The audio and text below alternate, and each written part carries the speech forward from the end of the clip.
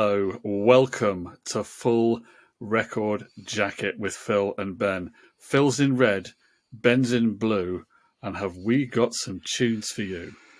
We haven't. No, We've actually, got some one-hit wonders. You can't hear any music on this show. It's just us talking about it. But in this case, that might be a good idea in the case of many of these tracks, because we are doing the next stage of our knockout tournament of one-hit wonders of the 90s. We are indeed.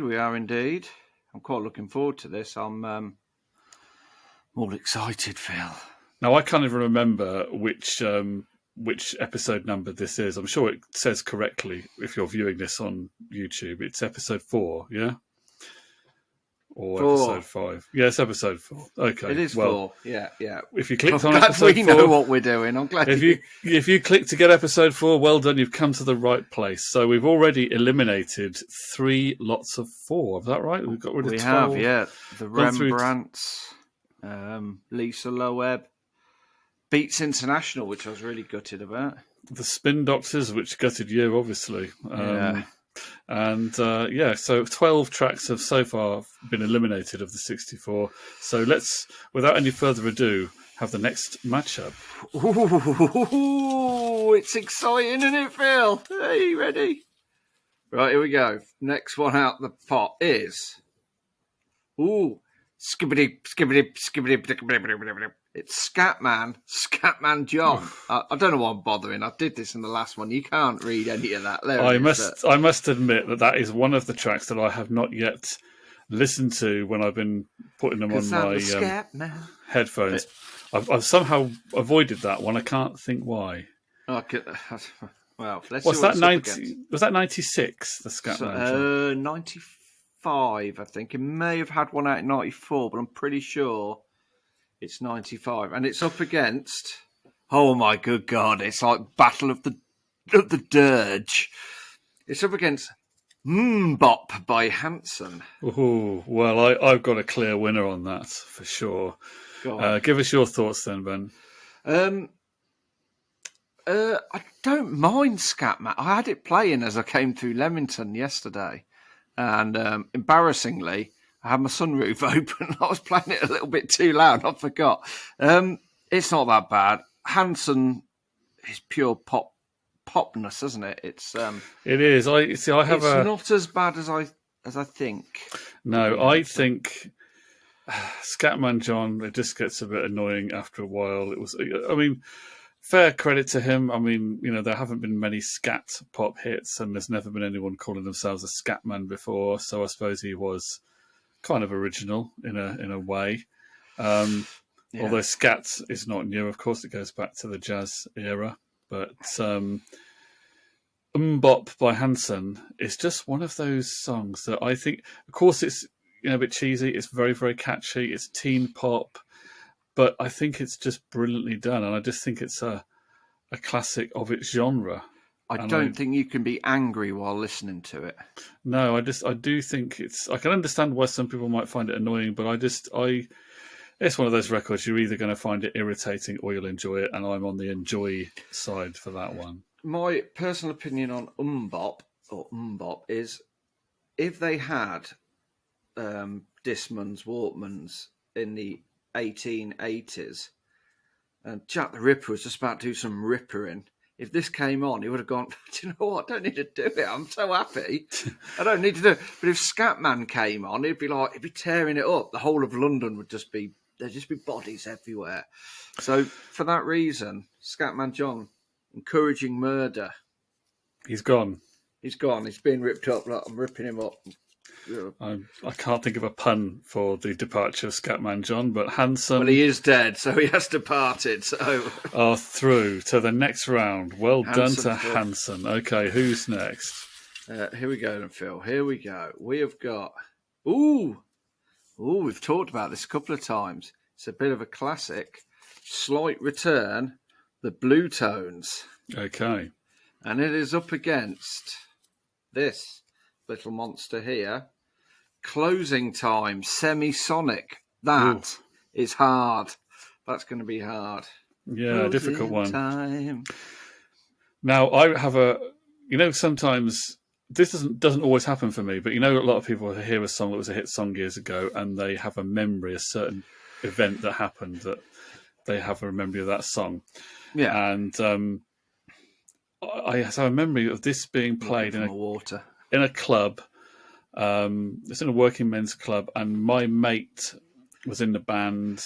I helped them set up, and I think it was before the gig. It may have been after the gig. I can't remember. But this had just come out. It was one of the records that was obviously being played for all the indie kids because it was the Blue Tones. They were the latest band, and this was in the charts. I think. Yeah, and I just remember that for some reason. It's quite a good track. I'm talking about the Blue Tones one. Yeah. I thought it's a pretty good track. I did actually listen to the album at the time, but I don't have a very strong memory of the album. I don't remember thinking it was. I don't think it was bad. I don't think it was brilliant either. It was somewhere in between. Am I right about that? Yeah, I'd say so. It was one of those ones that could quite easily pass you by. It wasn't a classic. I think I'm pretty sure it went to number one in the album. I know the single went to number one. I'm itching. I've got an itch in my back. I'm really. It had like a peacock design on the front of the album. It did. Yeah, it did. Very, very good. Closing Time to me. It's a good track. Lyrically a bit clumsy. To the Places You Will Be From is just. I don't know much about Semisonic. Should I know much about them? I think they're either Canadian or American, and the lead singer wore glasses. And as we well know, Phil, that is a good thing. That is a sign of coolness, obviously, but is that enough to beat the Blue Tones? No, I'm thinking it's not. I'm thinking the Blue Tones deserve to go through to the next round. That's my vote. It gets my vote as well. I like the Blue Tones Slight Return. I can put it on, and it's another one of those tracks that puts me in a good mood. I'm not saying that Closing Time by Semisonic doesn't. Also a very good track. But it's got some clumsy lyrics in it, and for that reason, it's gone. It's been disposed of. It's definitely Closing Time for Semisonic, right? Oh, so I'm loving these puns. I'm loving. What have we got next? I'm just going to slightly return the Blue Tones to the winner's pot. Right, next up is pure 90s cheese from was it the film Buddy's Song or something like that? It is the one and only Chesney Hawkes. Oh my goodness me! With the one and only. Yeah. You're right. It was. What was that film? Was that some kind of based around Buddy Holly? Didn't it have Roger Daltrey in it? Yeah. Now you're jogging my memory. I'm sure it had Roger Daltrey. I'm getting out my mobile device here because I'm sure. Obviously, me and you do research for all these tracks. Roger Daltrey. Yeah, so this is Chesney Hawkes, and it really was his one and only song for which he's remembered. We've picked these one-hit wonders, by the way. Some of these artists did have other hits afterwards, but they were much lower down the charts. Roger Daltrey's in it. So Roger Daltrey was in this film. So what exactly is the synopsis of that film? Because I know nothing about it. Let's have a look. Buddy's Song. I remember the song only.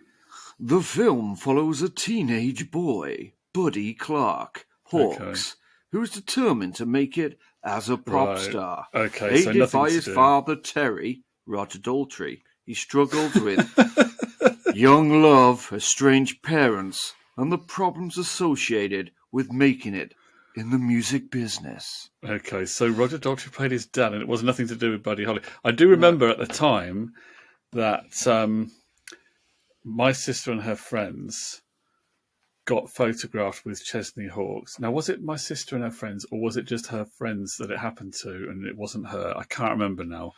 But anyway, they got photographed with Chesney Hawkes after inadvertently meeting him at a railway station, and they were just at the young age to be a Chesney Hawkes Teeny Bopper fans, and they had a photo with him.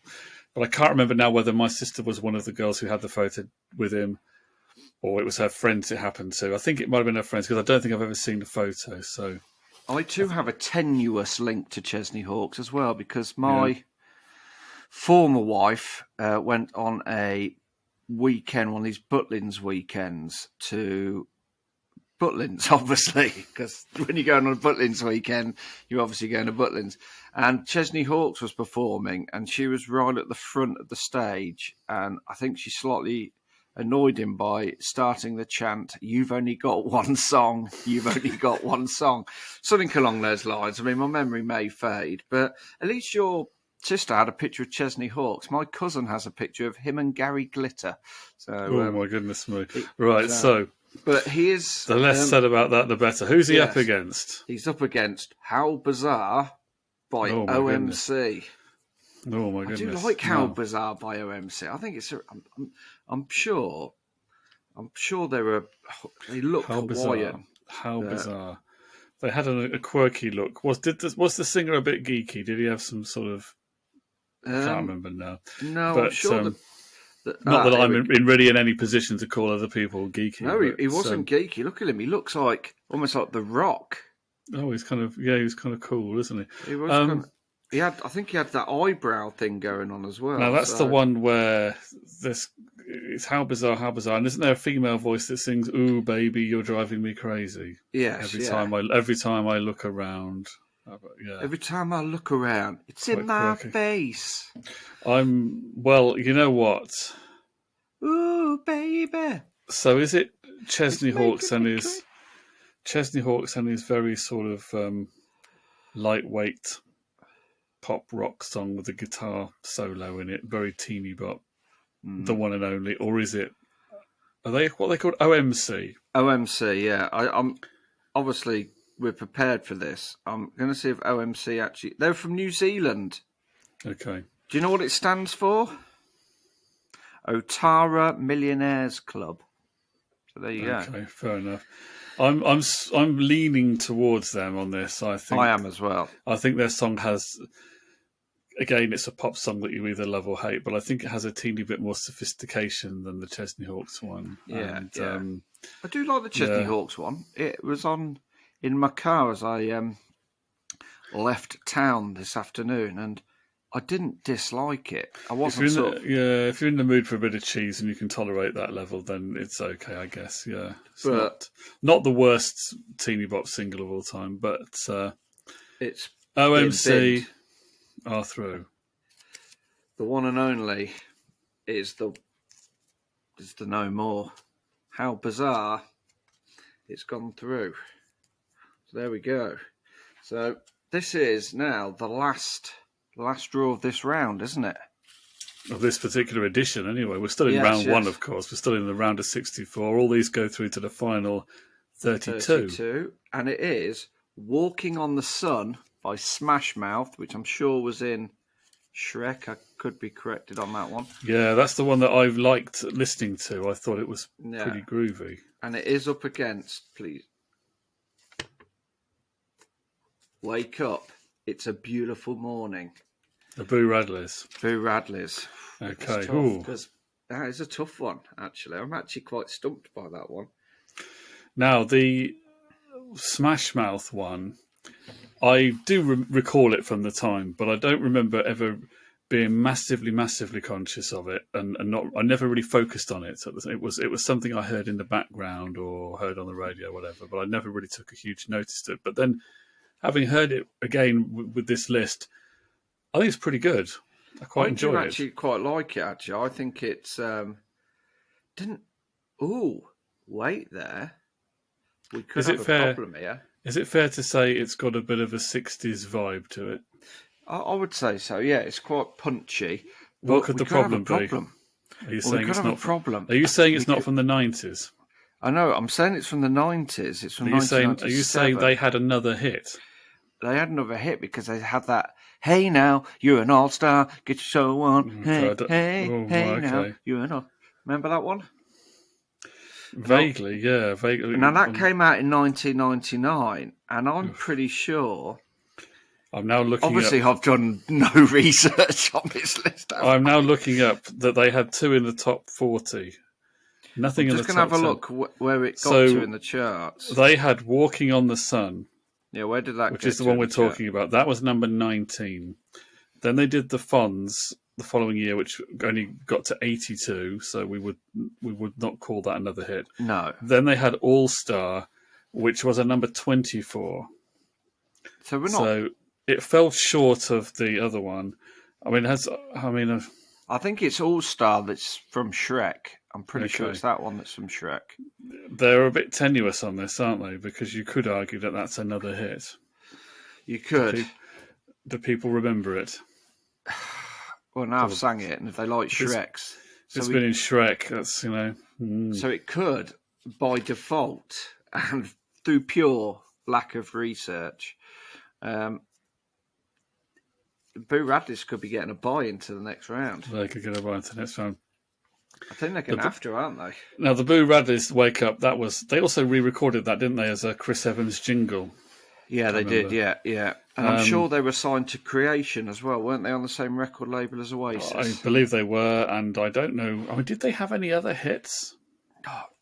They were pretty... Once again, get the mobile device. They were considered pretty cool at one time, weren't they? They were considered to be... I always used to get the lead singer of the Boo Radleys mixed up with the lead singer of James. I can't know what you mean.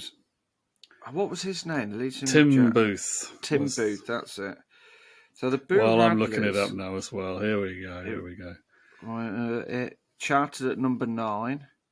I don't know if they had. Wake Up Boo was at number 9. They didn't have anything else in the top 10. They did have Come On Kids at number 18. I don't remember that, so I'm saying they were a one-hit wonder. Well, went to number 1. It's a fair argument that most people would not recognise the other Boo Radley's songs, probably. No, but they might they might recognise the other Smash Mouth one. Do you think that had been played a lot on the radio? Yeah, so by default, Smash Mouth can't go through. Okay, well there you go. So the Boo Radleys have. Woken up to the next round. There we go. Boom. 4 more. And the draw is done. Are through. The search for the greatest one-hit wonder of the 90s has taken another step. Join us for the next episode and we'll hear about 8 more tracks and what we think of them. Thanks for